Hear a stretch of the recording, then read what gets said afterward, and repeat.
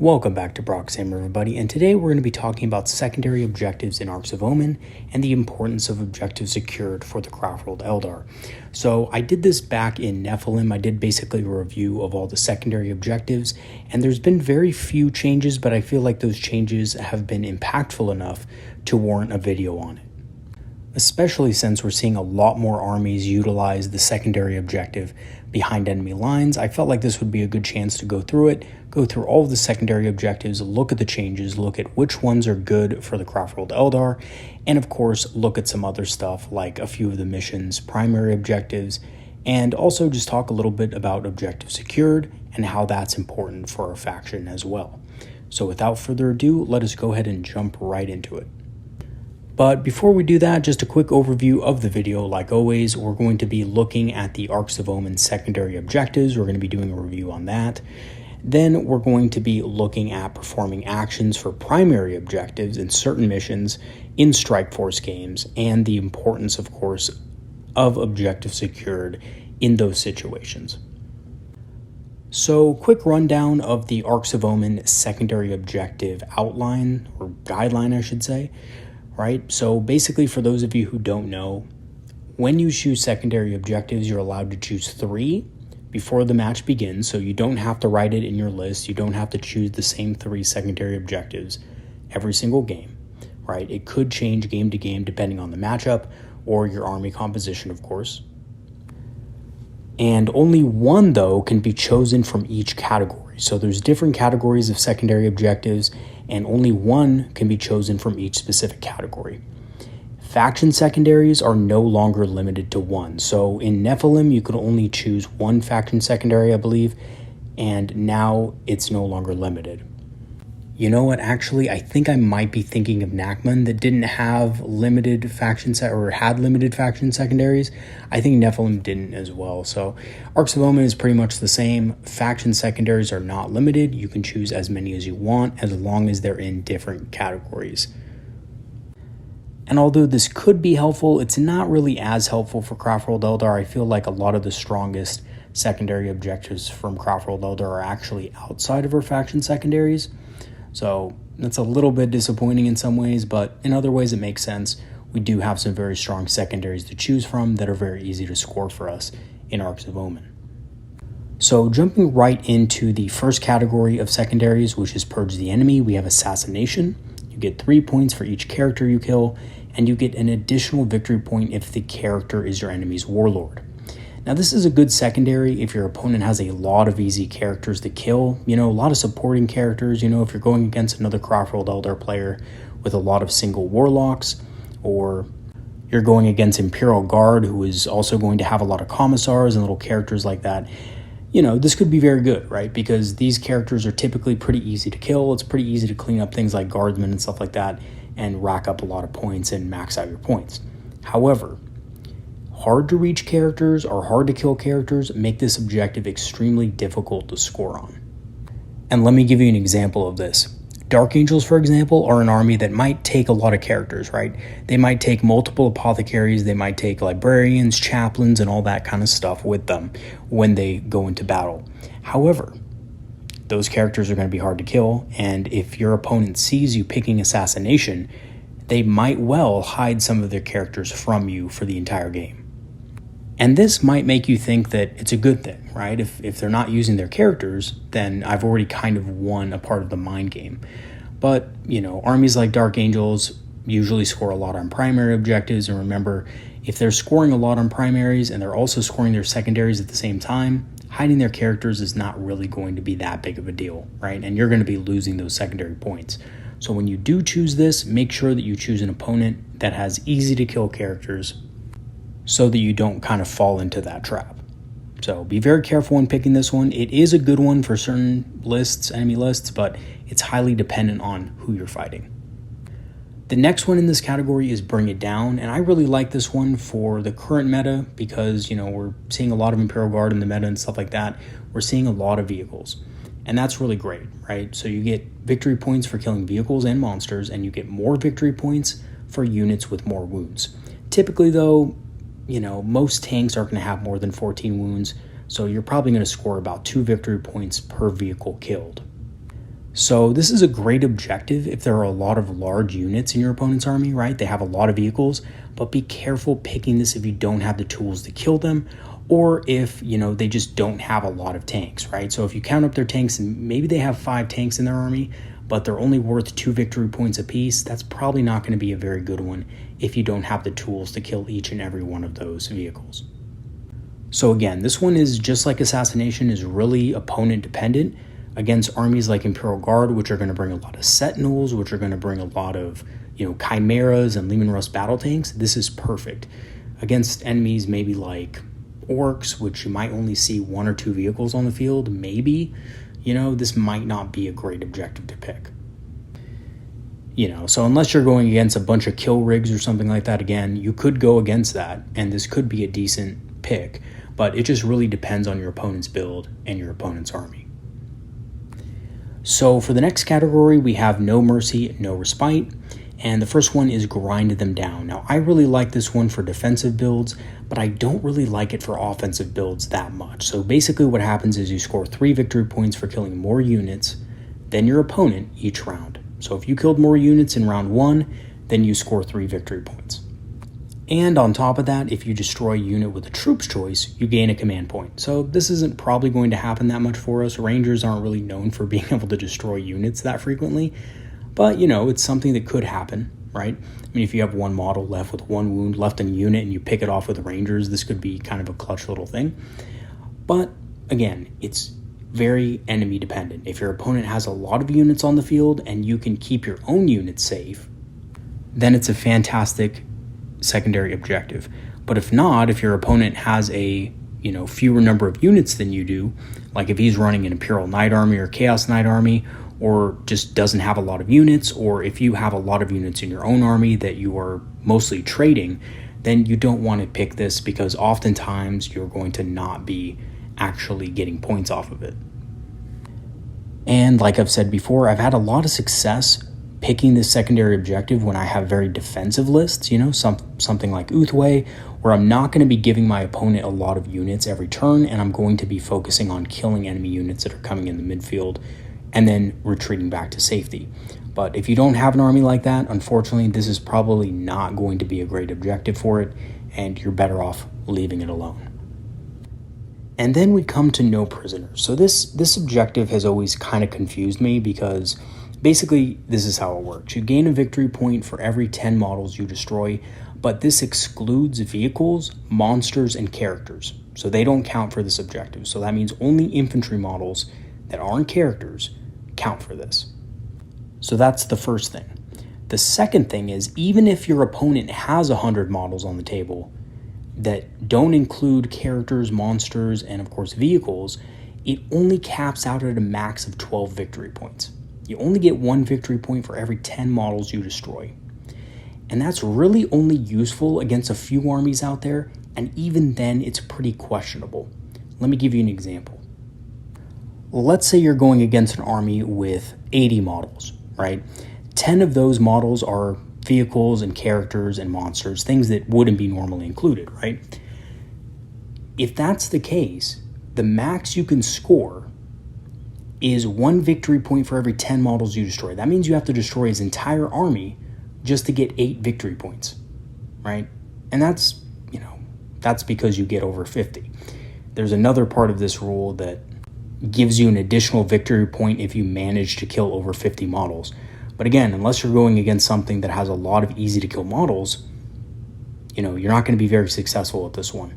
So I do see a lot of players taking this for some reason, and I think probably it's because they have nothing better to take, and this objective is just kill the enemy. So it's an easy pick as far as how hard it is, but you're never going to get a lot of victory points from it. And, against some armies, you're just not going to get anything. If you're going against Imperial Knights, I'm sorry, but you're not going to get any victory points from this, a big 0, right? And then if you're going against something that, doesn't have a lot of models, like a Custodes army or maybe even a Dark Angels army, you'd be lucky to get 2 or 3 points from it, and that's just not a very good secondary objective. So in my mind, really matchup dependent. Your army, or your opponent's army, I should say, really has to have a lot of easy to kill models. And even then, between you and me, I think there are much better choices for Craftworld Eldar. in particular. So if you are thinking of picking this one up for a few of your games, I would reconsider. I would either design your list to pick something else or just kind of think of a better one, because there are honestly better secondary objectives, even within the basic core objectives in Arks of Omen, that are much better in most situations. Okay, so then we come to Wrath of Cain, which is actually a Craftworld Eldar specific secondary objective. So at its first glance, it looks pretty good, right? You score 1 victory point for killing a unit with shooting, 1 victory point for killing a unit in combat, and if you manage to do both in the same turn, or same round I should say, you get 2 additional victory points. However, this is Aspect Warriors only, so you need an Aspect Warrior unit to do it, first of all. So this basically prohibits a lot of lists from being able to do this well, because if you don't take a lot of Aspect Warriors in your army, you're just not going to be able to score on this objective consistently. And again, it can be good if you build and plan for it. I think it's pretty good in things like Biel-Tan and Hail of Doom, because you have a lot of Aspect Warriors that are probably going to be in your list. Otherwise, I think it's very lackluster and really not likely to score a lot of points. And by the way, I know there's ways we can plan for it to have, make sure our combat units are killing efficiently and stuff like that. But if you even leave a couple models left in a unit and you don't kill those models and they pass the morale test, that enemy unit can most of the time easily just fall back and deny you those extra points. So you'd only get 1 victory point from that, and most likely your combat unit, whether it be Striking Scorpions or Howling Banshees or Shining Spears, are going to be dead.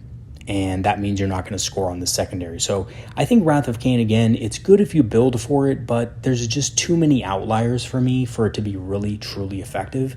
And there's a lot of ways your opponent can mess with you with it, right? Like, for example, once your combat units are done, if all your combat units are destroyed by turn 3, which actually sometimes does happen with Craftworld Eldar, as once our combat units actually perform their task, they usually end up dying.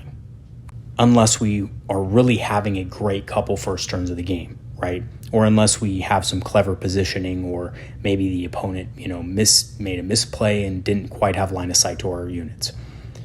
Unless those things happen, you're not going to be scoring 4 victory points a turn. So max, you're probably going to get maybe 6, maybe 7 victory points from this, and that's just, in my opinion, not enough for something that honestly should score much higher and has the potential to.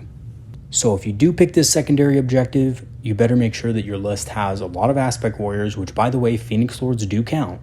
And Phoenix Lords are actually a great way to proc this, because they're good in both combat and shooting usually. Baharoth is obviously very good for this. Kahandras is obviously very good for this. And there's a couple of other Phoenix Lords, like Azurman, for example, is pretty good as well. Jane Zar can do it, So if you do choose this and you're running Biel-Tan or Hail of Doom, Phoenix Lords can help out. Okay, so then we go to the Warpcraft secondaries, and the first one is Abhor the Witch, and you cannot take this if you have a psyker in your list. So already this is pretty useless, as a vast majority of Craftworld Eldar lists are never going to have no psykers in them. Even Ynnari, right? So even if you're running a Ynnari list and you're not running a Farseer or something, chances are you're still going to have a psyker, because you're going to have the Yncarne, right? The Yncarne is a psyker, so therefore you can't really take this secondary. So basically, you're not going to really have a list that's going to be able to run this, so let's just be honest, you're not probably going to use this secondary. Then we come to Warp Ritual. Now, Warp Ritual is my absolute favorite secondary, and basically, everybody knows about this trick, right? It's a psychic action that you use within 6 inches of the center of the board with one of your psykers. If you use it up to 3 times in a game, you can get 12 victory points, which is pretty good. You do need to be in the center of the battlefield, but it's pretty much very easy to score on for Craftworld Eldar, because we have things like Strands of Fate, which can make it very hard to deny. And we also have Quicken, which can be used to pull that psyker back to safety, so we can do it again and again and again, right? It's very easy to score points on, but you do have to plan for it in your list, which means you need at least 2 Warlocks. You need 1 Warlock to cast the Warp Ritual, and you need another Warlock to cast Quicken on that Warlock. The Warlock who, obviously did the Warp Ritual, to bring him back to safety. Now, if your opponent has a lot of Psychic defense and a lot of other stuff, they can try to stop this, but again, if you are running Warp Ritual, you do have to plan for that, and you do have to make sure that either you're screening those particular units out that can deny, or you're saving strands of fate so that you can get this off successfully. Then we come to psychic interrogation. So psychic interrogation was the favored child of Nephilim because you did not need line of sight to use it. So you could use it on pretty much any character within 24, visible or not, and if you passed your action, you got 3 victory points. So technically you could pretty much max this out almost every game as long as you kept casting. So unfortunately, now you need line of sight to those character units. And this makes it much harder to use because if your opponent knows you have this, they're just going to hide their characters out of line of sight. So again, if passed, it does give you 3 victory points. You do have the potential of maxing it out, but again, it's very unreliable. It's easy to deny and very easy now to evade. So very high risk for the average reward. So even if you do, succeed 3 times or 4 times, you're still doing the same as Warp Ritual for double the effort. So it's not really that great, right? And typically, honestly, even in Nephilim, even though I used this a couple times, I much preferred Warp Ritual. It just felt better. You had more turns that you were able to use your Warlock for other stuff aside from just psychic secondaries. You could use your Warlock for things like the actual power, right? You could use it for Smite, and it just opened up a lot of different things for, my army in general. So typically, I do prefer Warp Ritual over this. And then we have the Eldar specific psychic secondary, which is Scry Futures. Basically, you use this on an objective you control with a friendly psyker in range of the objective. So already, just by that part of it, it's already going to be pretty hard to use this because you need control over the objective, 1, and you need a friendly psyker in range of the objective. So if there's enemy units on it, you're not going to be able to do it. And it's pretty easy to cast. It has a low warp charge, but it's, again, very difficult to secure, and it only grants you 3 victory points per use and must be used on different objectives. So again, this is one of those that it's going to be rare that you get 15 points out of just because it is hard to utilize and it's easy to stop. Alright, moving on to the Battlefield Supremacy secondary objectives. The first one is behind enemy lines, and it is by far the best secondary objective to use with Craftworld Eldar lists, for most lists. And the reason why is because it got buffed. Instead of 2 victory points for being in the enemy deployment zone with 1 unit, it is now 3 victory points. And on top of that, you get 4 victory points if you have 2 units in the enemy deployment zone, which is absolutely fantastic. And if it happens to be a troops unit like Rangers, you also gain a command point, which is not too far-fetched, right? It's kind of far-fetched that Rangers would be able to kill something, but it's not that far-fetched that they would be able to be in the enemy deployment zone. It's really easy to score with a lot of our units, and it's very reliable. We have a lot of fast units that can get in the enemy deployment zone turn 1 with either advanced positions or advanced moves like, for example, pre-game moves like the Shroud Runners. And honestly, just to be honest with you guys, it's just easy to get in the enemy deployment zone already because we have a lot of units that are just fast, right? Vipers can advance and move up to 22 inches, which is almost in the enemy deployment zone already. So they can get in the enemy deployment zone very easily. Wind Riders can do the same thing. And if you have a Swift Strikes list, they can also use Battle Focus to help them after they shoot. And it's just a very reliable secondary objective that is very easy to plan for. We have, again, a lot of units that can do it, and it scores us a lot of victory points. And I've had a lot of success using this in Swift Strikes and other lists just for scoring consistent victory points throughout turn after turn after turn.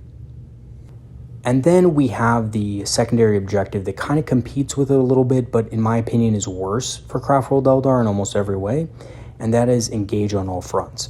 Now, again, this is another secondary objective that people really like taking in competitive play. I've seen it a lot in people's lists. People love taking this. Now, of course, those players aren't necessarily taking Craftworld Eldar, but this is kind of how it works. So you score 2 victory points if you have at least 1 unit with at least 3 or more models, or just 1 model if it's a vehicle or monster, in 3 different table quarters. So that means both of your table quarters or just your table quarter, 2 table quarters in no man's land. I mean, it does depend on, the deployment and stuff like that too.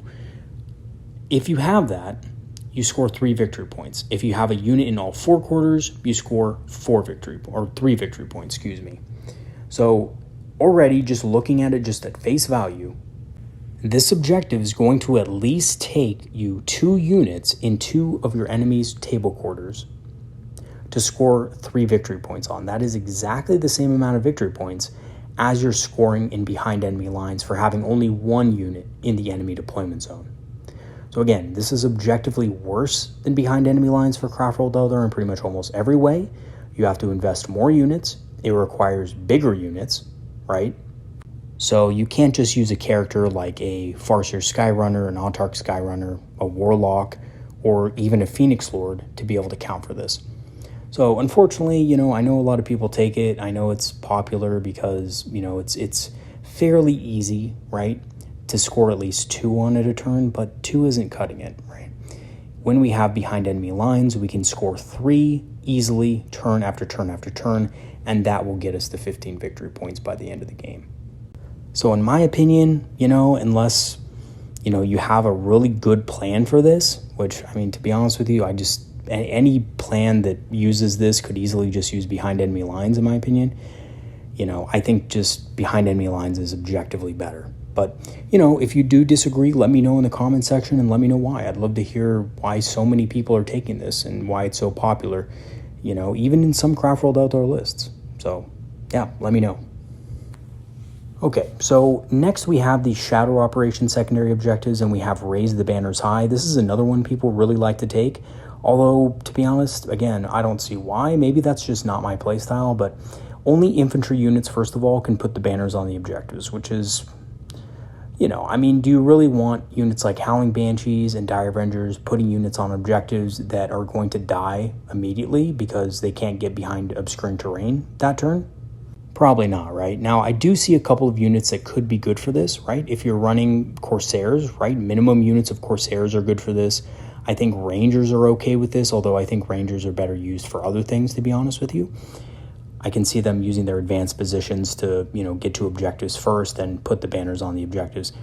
But again, you score 1 victory point at the end of your command phase if the banner is still up, and that gives your opponent a whole round to take the objective away from you. Well, not a whole round, but their turn, right? They have 1 whole turn to take it away from you. And to be honest with you, Eldar units are not exactly known for being able to hold objectives well, right? A lot of our units are very squishy, and the banners could be taken off very easily by a number of different armies. So, again, I just don't think it's a great choice for Craftworld Eldar. Maybe I'm crazy, right? Because I've seen a lot of players use this secondary objective. But again, I just don't think it's for us. I don't think it's an objective that Craftworld Eldar really perform well in. And yeah, you can build a list that it can be good in, but again, you're going to be choosing units that are very expendable. You're going to be picking things up like, Corsairs and stuff like that. And yeah, I don't know. It could work, but in most Eldar builds, you're just not going to consider this. Then we have Retrieve Battlefield Data. So this one's actually pretty good. I actually like this one. I think it competes with Scout the Enemy in a lot of different missions. So basically, this is how it works. Infantry or biker units, and this is why I think it competes specifically, because you can use it with biker units, can perform the action while wholly within a table quarter. You roll a d6 and you add 1 to it if you're performing it with the troop's choice, and if the result is equal to or less than the number of models in the unit, then it succeeds. So units of 5 Rangers, for example, will auto-succeed with this. And if you're able to score on all 4 table quarters with this, you can get up to 12 victory points, or you just will get 12 victory points, right? And again, there are lists that can do this fairly easily and automatically score with it every single turn, especially if you were putting your Rangers in strategic reserve via Phantasm. You can definitely get this even in the later turns of the game. But here's the thing, you can also score on it with Wind Riders, and you can also score on it with Shroud Runners. And, Wind Riders do need a little bit more models in the unit to be able to do it well, and so do Shroud Runners, but they can score it very quickly from the beginning of the game. You can move Wind Riders up almost basically to the enemy deployment zone first turn because of their high speed, and you can use this and score on it pretty simply and easily. And then after the first couple turns in the game, you can easily score this on your own table quarters at your will. So, again, Wind Riders are very good at it. Again, most units can perform this action. And if you use the Will of Azurian on that unit can also shoot. So, not bad. I think actually Retrieve Battlefield Data is decent in a number of lists. And then we come to Scout the Enemy, which is basically the Eldar auto take, or was the Eldar auto take in the past, because it has really good synergy with Rangers who score it at the end of the turn instead of the start of your next command phase. And if you're not in the enemy deployment zone, you basically score 2 victory points for it as long as you're outside of 6 inches of your own deployment zone, and you score 4 points on it if you are in the enemy deployment zone, which again, pretty easy to do, especially with units that are very fast. And just like Retrieve Battlefield Data, you can max this out with Rangers using the Phantasm trick to come in later in the game in turns 4 and 5, which you can do. It is perfectly legal for you to do that because Phantasm is used at the start of the game. And again, it is recommended to have Rangers to perform this, but any unit can do it. Any single unit in the Eldar army that includes Wave Serpents, that includes Farseers, Warlocks, whatever, right? Even Vipers can do it. So it's pretty versatile, and you can definitely score a lot of points with this one, and that's why it's probably the most popular of the bunch. But I do also think that Retrieve Battlefield Data contends with this as well. Okay, so let's talk a little bit about performing actions for primary objectives in Strike Force missions and the importance of objectives secured. So several missions actually have actions that can be performed to score additional points on primary objectives, which kind of, to be honest with you, helps Craftworld Eldar out a lot, because Craftworld Eldar are not good at holding primary objectives for those points. So these actions, however, favor objective secured units. And again, those actions complete at the end of the turn for objective secured units. AKA, Will of Azurian really helps out with this big time. So if you're able to cast Will of Azurian on a unit, make it objective secured, those actions will finish at the end of the turn and be much easier to score points on. And just so you guys know, Will of Azurian is a Runes of Fate ability that Farseers can take. It basically gives a unit OBSEC, makes them auto-pass morale checks, which is not useless, but probably not going to come up that much with small units. And lastly, the unit is still able to shoot while performing an action. So not only does it, blend really well with those primary actions that I just mentioned, but they're also still able to shoot, so they don't lose any efficiency in being able to deal damage. So which units are good for Will of Azurian and performing actions? Rangers are very good for this because they have OBSEC and they have advanced positions, so they can get into positions quickly to be able to perform actions from turn 1. Shroud Runners are very good with it because they can still shoot and have a pregame move again to get into, the position to score the action in the first place. Wind Riders are very good at this because they're cheap and also benefit from Will of Azurian very well. Dire Avengers with Stand Firm are good with it because they have objective secured and can still shoot. And again, you're probably not going to cast Will of Azurian on Dire Avengers, but they just basically already have it built in. And then Wraith Lords are also a good target. Not a lot of people talk about this, but Wraith Lords are very tough. They're core, so they can gain this ability, which gives them OBSEC, and they can still shoot on top of it. So they're actually pretty good at doing it as well, and being able to survive any counterattack. Alright, so let's go ahead and talk about the Strike Force missions that have additional ways to score on primaries. And there's basically 3 of them, which is about 33% of the missions. So the first one is Tear Down Their Icons. And this one basically has an action where you basically are, setting up explosives in the enemy deployment zone. So any unit while within the enemy deployment zone can perform the prime explosives action.